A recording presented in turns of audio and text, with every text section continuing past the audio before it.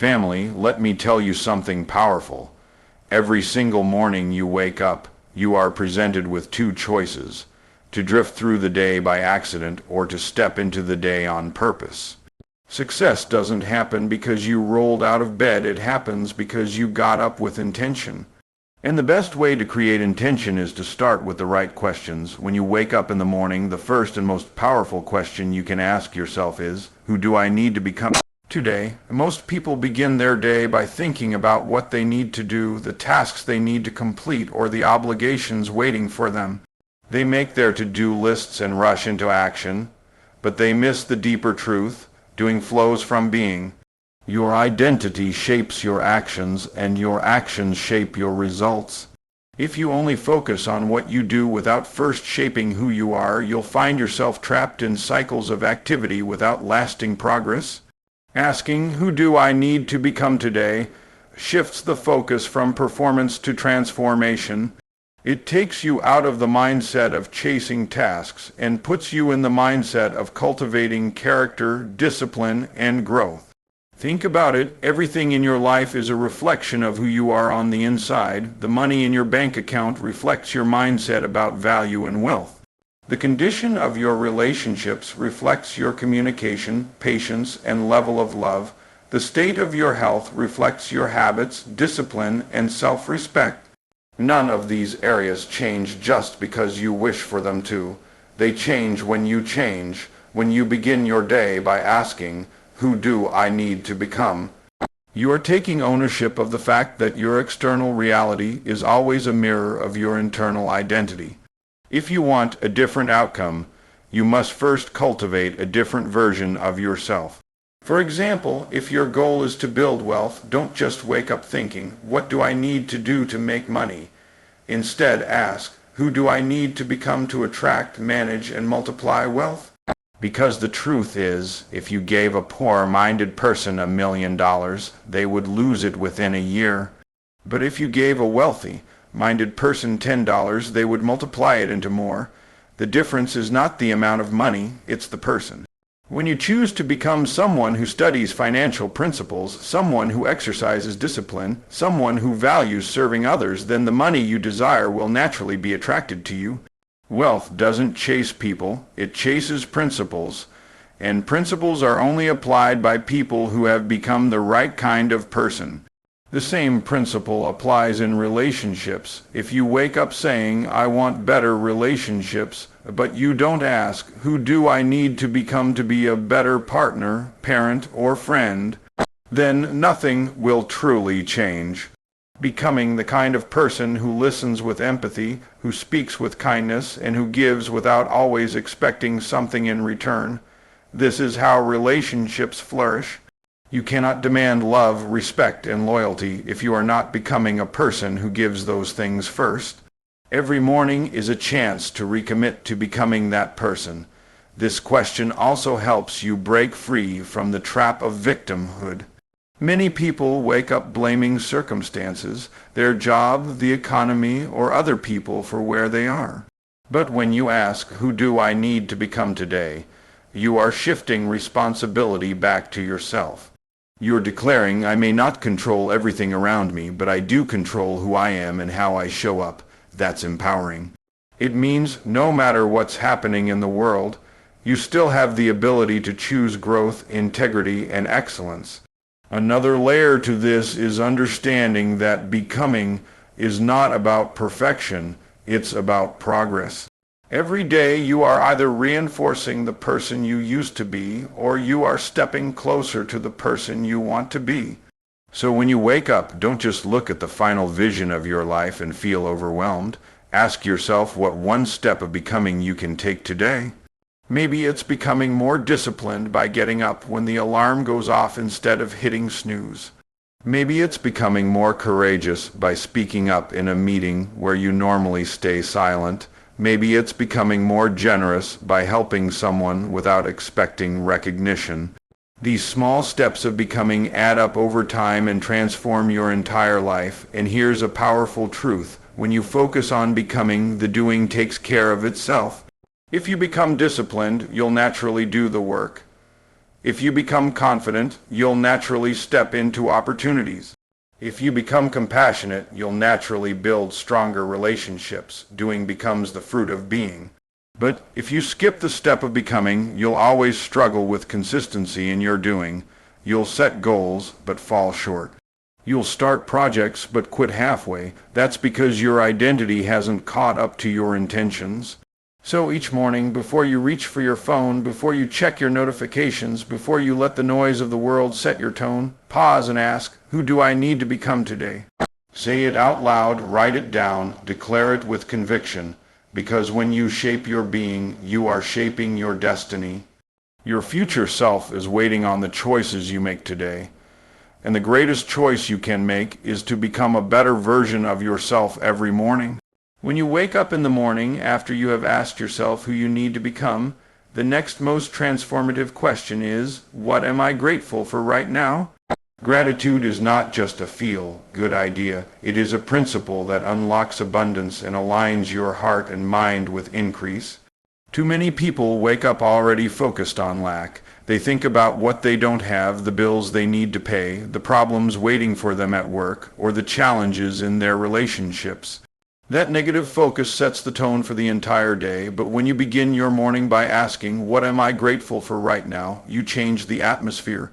You shift from lack to abundance, from fear to faith, from frustration to expectation. Gratitude is a magnet for more. It's a spiritual law. Whatever you appreciate, appreciates. Whatever you are thankful for grows in value, and it multiplies. Even the scripture reminds us, to him that hath shall more be given. That doesn't mean life is unfair. It means that when you acknowledge and celebrate what you already have, you position yourself for more to come. But when you complain and focus only on what's missing, you repel the very blessings you desire. That's why gratitude is not optional. If you want to live a life of success and fulfillment, it's essential. Imagine two people with the same job, the same pay, and the same circumstances.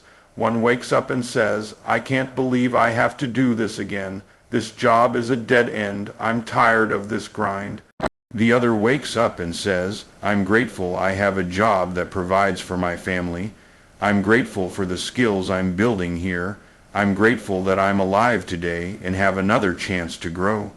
The external situation may be identical, but the internal atmosphere is radically different.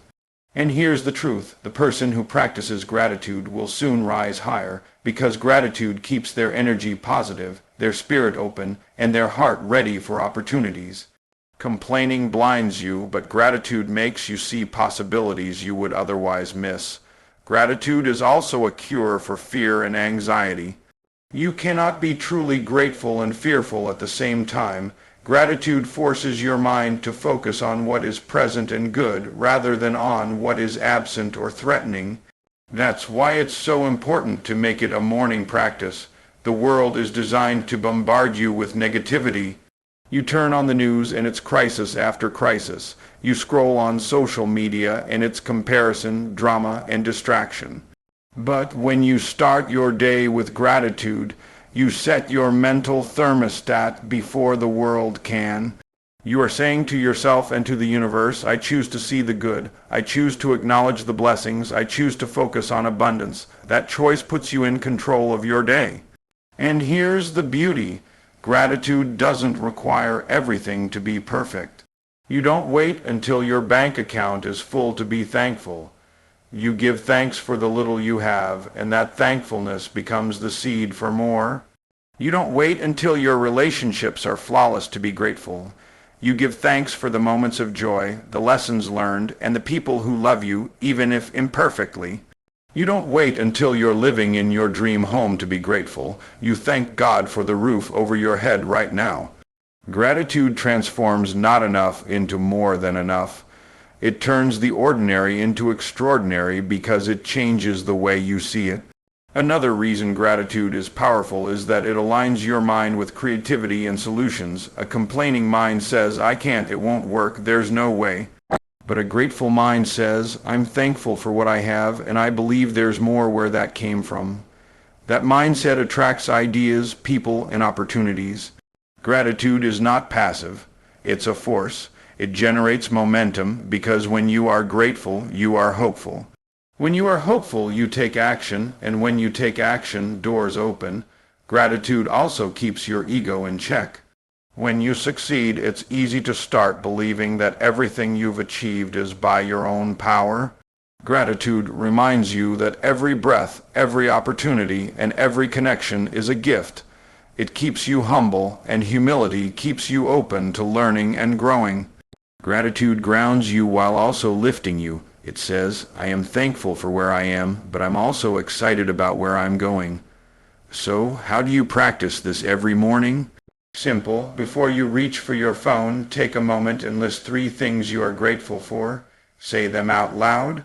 Write them down. They can be big or small. I'm grateful for my health. I'm grateful for my family. I'm grateful for this cup of coffee. Don't underestimate the power of this practice. Some days you might feel like you have nothing to be thankful for, but if you're breathing, you already have a blessing. If you can open your eyes, you have a reason. Gratitude doesn't require perfection. It requires perspective. And the more consistent you are with it, the more it becomes your default mindset. At first, you'll have to pause and really think about what you're grateful for. But over time, your brain will be trained to look for blessings instead of problems. That's when life really starts to shift, because your reality follows your focus. When you focus on problems, you live in problems. When you focus on blessings, you live in blessings. Every morning, gratitude becomes a declaration. I refuse to let negativity own my day. I refuse to let lack dominate my thinking. I choose to acknowledge what I have, and by doing so, I open the door for more. Gratitude is not just an emotion. It's a decision, it's a discipline, and it's one of the most powerful questions you can ever ask yourself at the start of each day. When you wake up and you've already grounded yourself in identity and gratitude, the next powerful question you must ask is, does more for your long-term health than hours of random effort? Most people lose the battle of their day because they are busy doing 1,000 little things, but never completing the one big thing that truly matters. Busyness gives you the illusion of progress, but it doesn't move the needle forward in your life. Productivity is not measured by how much you do, but by how much of the right thing you do. When you set a clear priority every morning, you direct your energy toward the highest value activity, and that one choice can transform the outcome of your entire day. The problem with most people's approach to productivity is that they confuse activity with accomplishment. They fill their to-do lists with tasks, errands, and small actions, then feel overwhelmed by the sheer weight of it all. At the end of the day, they are exhausted but still unfulfilled because nothing of real significance was accomplished. This is why the question, what's my number one priority today, is so powerful. It forces you to separate the urgent from the important. It requires you to identify the one thing that, if done, makes everything else either easier or unnecessary. Consider this. If you had only 1 hour to work today, what would you spend that hour doing? That's your true priority. It's not checking emails, scrolling social media, or attending unnecessary meetings. It's the action that moves you closer to your goals, the step that has the greatest impact, the decision that creates momentum. This is the work that compounds, the work that builds your future. By identifying your number one priority, you eliminate distractions and create focus. There is also a principle of alignment here. When you focus on your number one priority, you align your actions with your purpose. Too many people spend their days helping others accomplish their priorities while neglecting their own. They are reactive instead of proactive. They respond to texts, emails, and interruptions, letting other people's urgency dictate their schedule. But when you wake up and set your priority, you take control. You decide what matters most, and you structure your day around that decision. That's the difference between a life lived on purpose and a life lived by accident. And here's the truth. Your number one priority doesn't have to be the biggest or most glamorous task. Sometimes it's making a sales call you've been avoiding. Sometimes it's sitting down to write, to study, or to create. Sometimes it's having a difficult conversation with someone you've been putting off. It's rarely the easiest task, but it is almost always the most meaningful. The resistance you feel toward it is usually a sign that it matters. That's why tackling your priority first thing in the day is so powerful. When you conquer it early, you build momentum, confidence, and clarity for everything else. Another layer to this question is understanding that priorities shift depending on your season of life and the vision you're pursuing. If you're building a business, your priority might be finding clients or improving your product. If you're strengthening your health, your priority might be working out or preparing nutritious meals. If you're rebuilding relationships, your priority might be spending quality time with family. The key is not to have 100 priorities, but to clarify the priority, the one that matters most today, in the context of your bigger vision. This approach also saves you from the trap of perfectionism. Many people don't take action because they feel they must do everything at once. But asking, "What's my number one priority today?" gives you permission to focus. You don't need to fix your whole life in one day, you just need to win one battle, complete one task, move one step forward. Over time, those single steps add up to massive transformation. Think of it like this. If you take a single brick and lay it carefully each day, you may not notice progress at first. But keep laying bricks one by one, and soon you'll have a wall, then a building, then an entire structure. Your number one priority is that brick. It may not seem glamorous, but it's essential. Without it, the building doesn't get built. With it, day by day, your vision becomes reality. There's also a spiritual principle at play here. The Bible says a double-minded man is unstable in all his ways. If you don't have clarity about your priority, you scatter your energy and instability follows. But when you focus on one thing, you bring order to your day. And order creates increase. Chaos scatters, but clarity gathers. Asking this question every morning aligns your mind, body, and spirit toward a single point of focus, and that alignment produces results that scattered energy never can. So each morning, don't just create a long checklist. Ask yourself honestly, what is the one thing I must get done today that will have the greatest impact on my future? Write it down, declare it, commit to it, then structure your day around it. When interruptions come, remind yourself of your priority. When distractions tempt you, remember your focus. At the end of the day, even if you don't complete everything else on your list, you'll know you've won because you did the thing that mattered most. When you wake up each morning, one of the most powerful questions you can ask yourself is, who can I serve today? Because success is not measured by how much you can get, but by how much you can give. Wealth, influence, and impact are all the harvest, but the seed that produces them is service. Most people start their day thinking about themselves, what they need, what they lack, what they want to achieve. But the most successful people understand that the fastest way to elevate your own life is to add value to the lives of others. Service is not about diminishing yourself. It's about expanding yourself by becoming a conduit for blessings. The more you serve, the more capacity you create to receive. The truth is, every great achievement in life is tied to service. Businesses exist because they serve customers. Leaders rise because they serve their people. Wealth flows because value is exchanged through service. If you want to earn more money, find a way to serve more people or to serve people in a deeper way. If you want more influence, become the person who consistently shows up to help, to guide, and to uplift others. If you want fulfillment, look beyond yourself and begin asking how your time, skills, and energy can be used to improve someone else's life. This question, who can I serve today, reorients your heart. It pulls you out of selfishness and into purpose. Because, let's be honest, focusing only on yourself eventually leaves you empty. You may achieve short-term satisfaction, but long-term fulfillment only comes when your life becomes a blessing to others. That's why even when people become rich and famous, They often still feel a void until they find a way to use their platform to serve. Service gives meaning to success, but here's something important. Serving doesn't always mean grand gestures.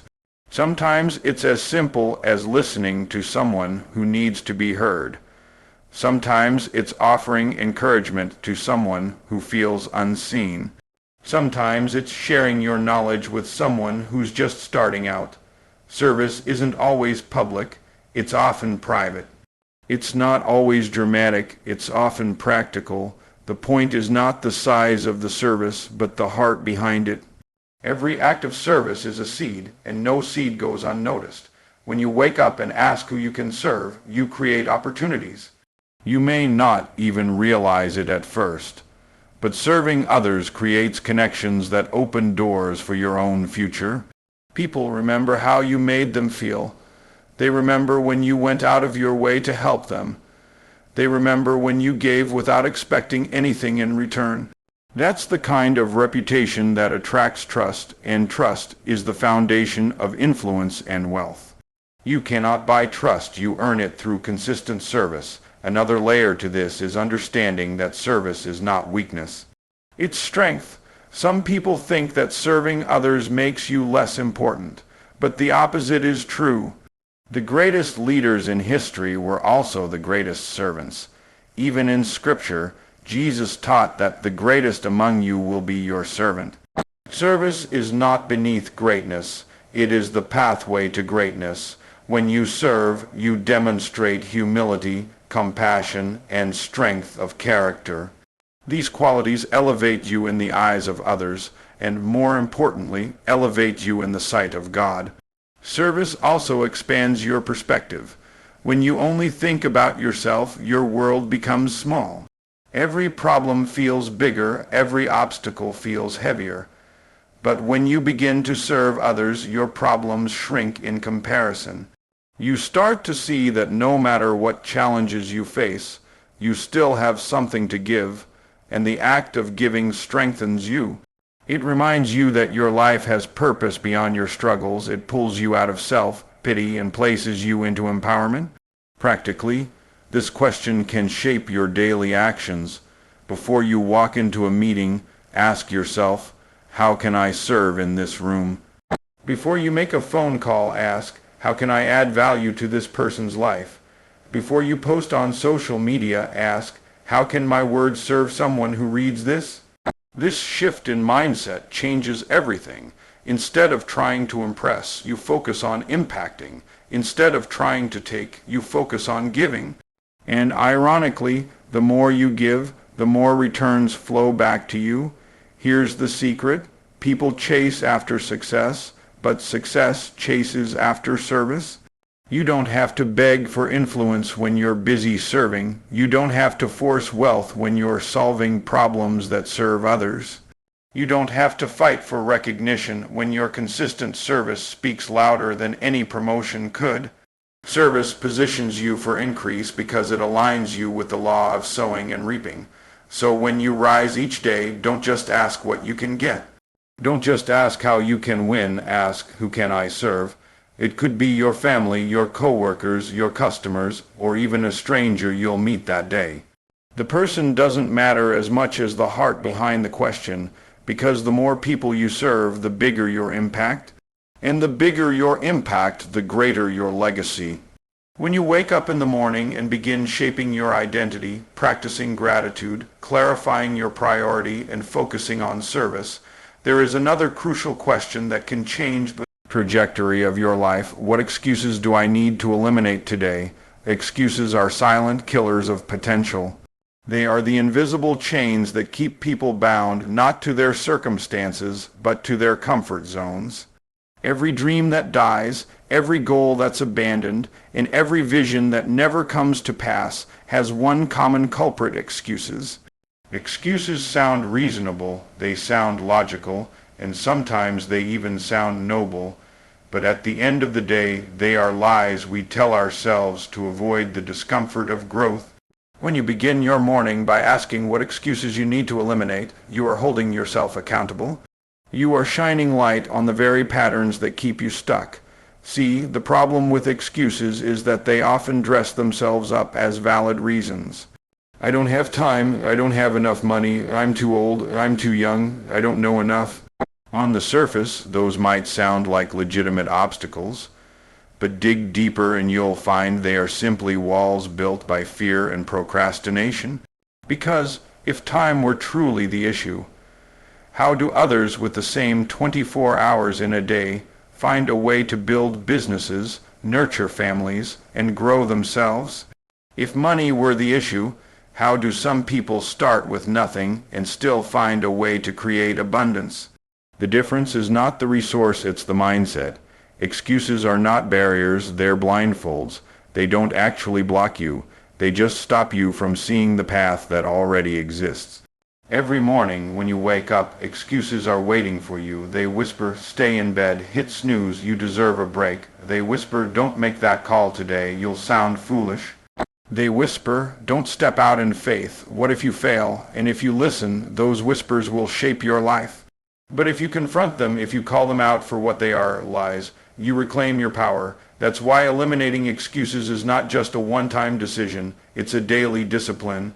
Every day, new excuses will show up, and every day you must choose to silence them.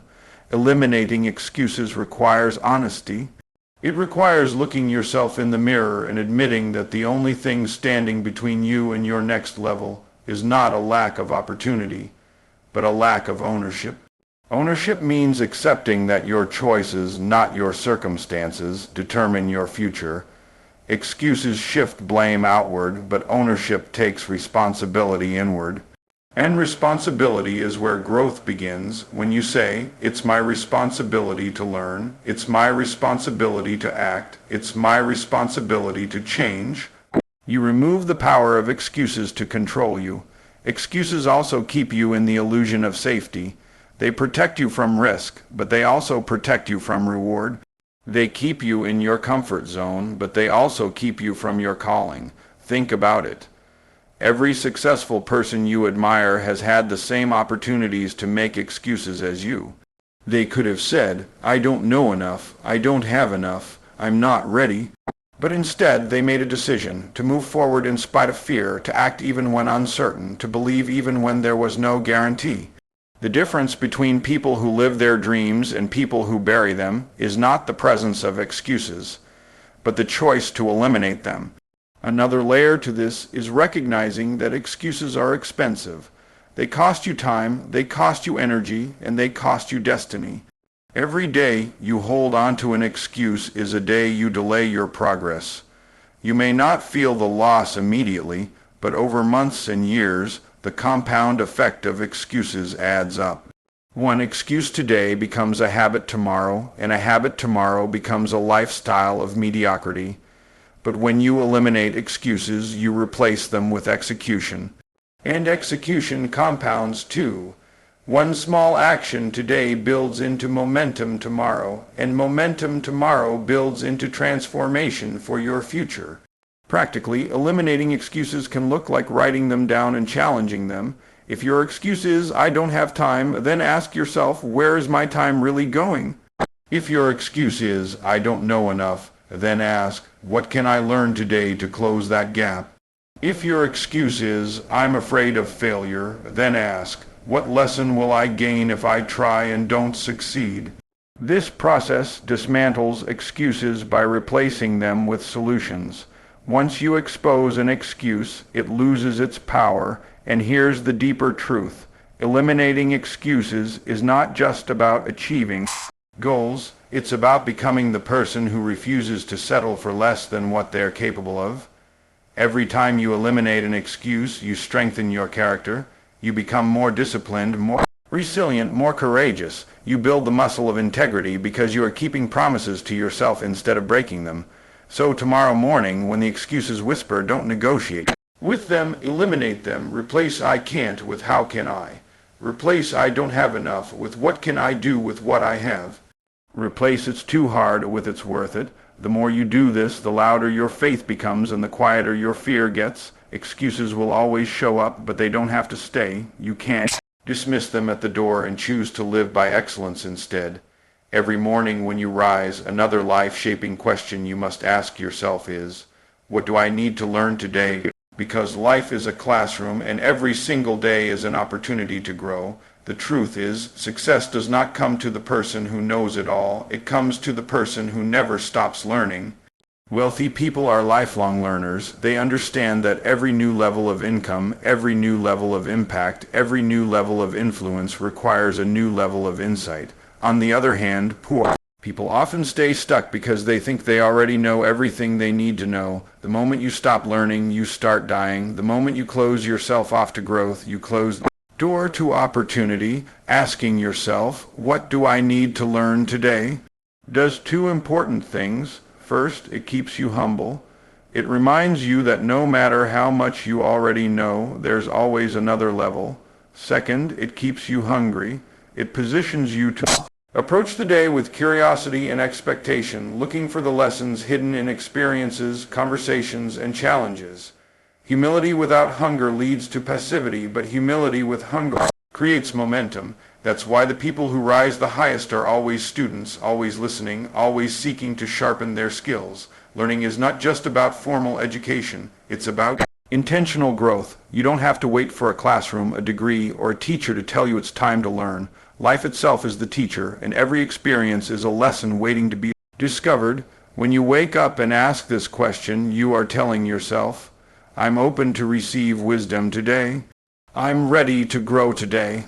I expect to learn something that will move me closer to my destiny. That attitude not only prepares your mind, it also attracts opportunities for growth, because the law of attraction says you don't get what you want, you get what you are. When you become a learner, lessons find their way to you. Think about it.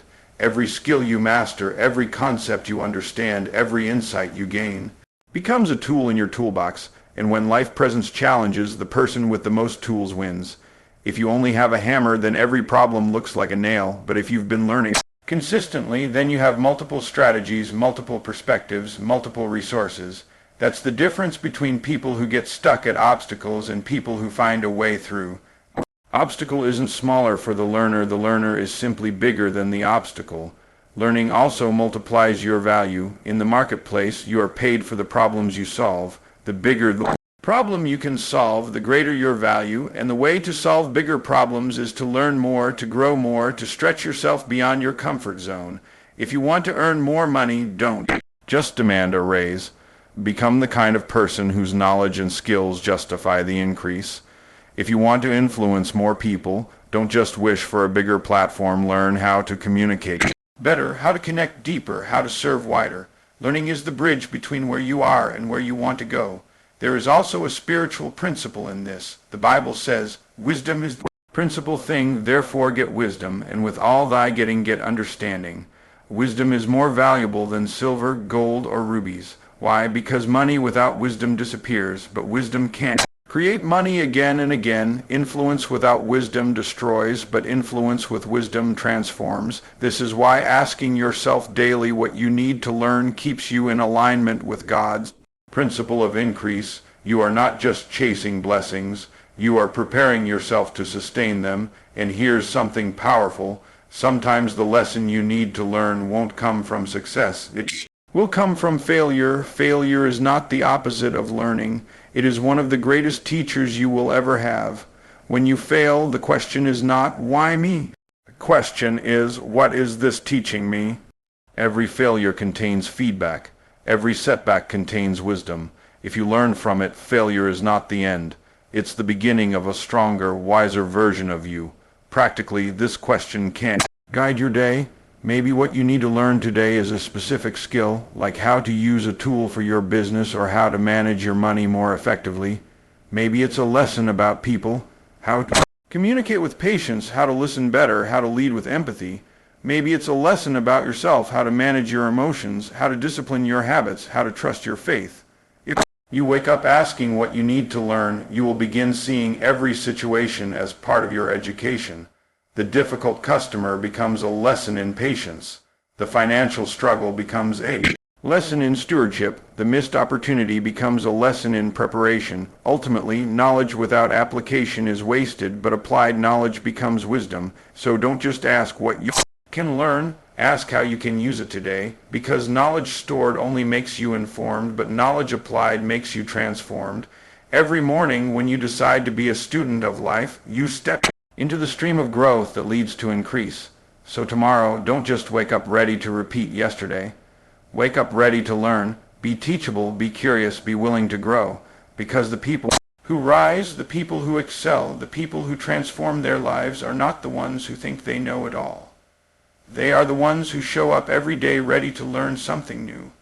Another life-changing question you should ask yourself every morning is, am I walking by faith or by fear today? Because the truth is, every single day, every single decision, you are either operating in faith or operating in fear.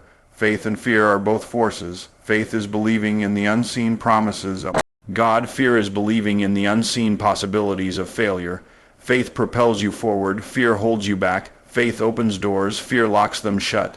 Faith magnifies opportunity. Fear magnifies obstacles. The difference between those who rise and those who remain stuck is not that the successful had fewer fears. It's that they chose to walk in faith anyway, every morning when you wake up. Your mind will offer you two paths. One path says, what if I try and fail? What if I lose everything? What if people laugh at me? That's fear talking. The other path says, what if I try and succeed? What if I gain more than I imagined? What if people are inspired because I dared to step out? That's faith talking. The problem is most people spend their whole lives listening to fear. They let fear dictate their choices, their careers, their relationships, and ultimately their destiny. But the people who change the world are the ones who decide every morning to let faith lead instead of fear. Here's what makes it practical. Fear and faith are both futures that haven't happened yet. Fear imagines the worst case scenario and paralyzes you. Faith imagines God's best case scenario and energizes you. The future hasn't happened, so the only difference between fear and faith is when you choose to believe. If you're going to believe in something you can't see yet, why not choose the version that empowers you instead of the one that defeats you? Fear will always try to disguise itself as wisdom. It will whisper things like, be realistic, don't take risks, play it safe. But in reality, that's not wisdom, that's bondage. Real wisdom doesn't mean avoiding risk. It means taking the right risks in alignment with your calling. Faith is not reckless, it's trust. It's saying, I don't know every step, but I know the one who guides my steps. I don't have all the resources yet, but I trust the source of all provision. When you ask yourself each morning if you're walking in faith or fear, you bring yourself back into alignment with divine trust instead of human doubt, and understand this. Fear is expensive. Fear will cost you opportunities, relationships, peace of mind, and even wealth.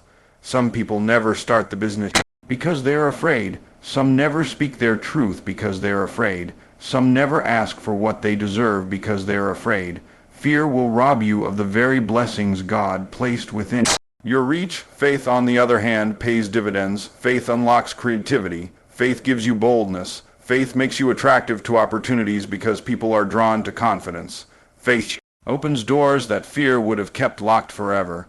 Every great breakthrough in history came because someone chose faith over fear. Noah built the ark by faith when people thought he was crazy. David fought Goliath by faith when others trembled in fear. Abraham left his home by faith when he didn't know where God was sending him. None of them had certainty. All of them had faith. If you want to live a life that counts, a life that inspires, a life that leaves legacy, you must wake up daily and choose faith even when fear is loud. This question also helps you check your actions. Are you making that decision because you believe in abundance or because you're afraid of lack? Are you holding back your talent because you don't think you're good enough? Or are you stepping forward in faith believing you were created with purpose? Are you delaying because of fear of failure? Or are you moving forward in faith knowing that even failure will teach you something valuable? When you ask yourself this question honestly, you expose the areas where fear has been controlling you, and then you get the power to shift. Another powerful truth is that fear is natural, but faith is supernatural. Fear comes automatically. It's the body's way of protecting itself, but faith requires intention. It requires you to rise above your feelings and choose to trust in something greater than yourself. That's why fear is easy but limiting, while faith is harder but liberating. If you only live by what feels safe, you'll live a small life. But if you live by faith, you open yourself up to a life bigger than you could imagine. Practically, you can apply this question by taking one action each day that's rooted in faith, not fear. It doesn't have to be dramatic. Maybe it's making that phone call you've been afraid to make. Maybe it's applying for that opportunity you feel unqualified for. Maybe it's having that conversation you've been avoiding. Each time you do something by faith, you weaken fear's hold on you and strengthen your faith muscles. And over time, walking by faith becomes your default mode, not your exception. So every morning, ask yourself, am I walking by faith or by fear? If the answer is fear, redirect your focus. Remind yourself of God's promises. Remind yourself of past victories. Remind yourself that fear is a liar and faith is the truth. Then take a step, no matter how small, in the direction of faith, because every great destiny is built one faith-filled step at a time.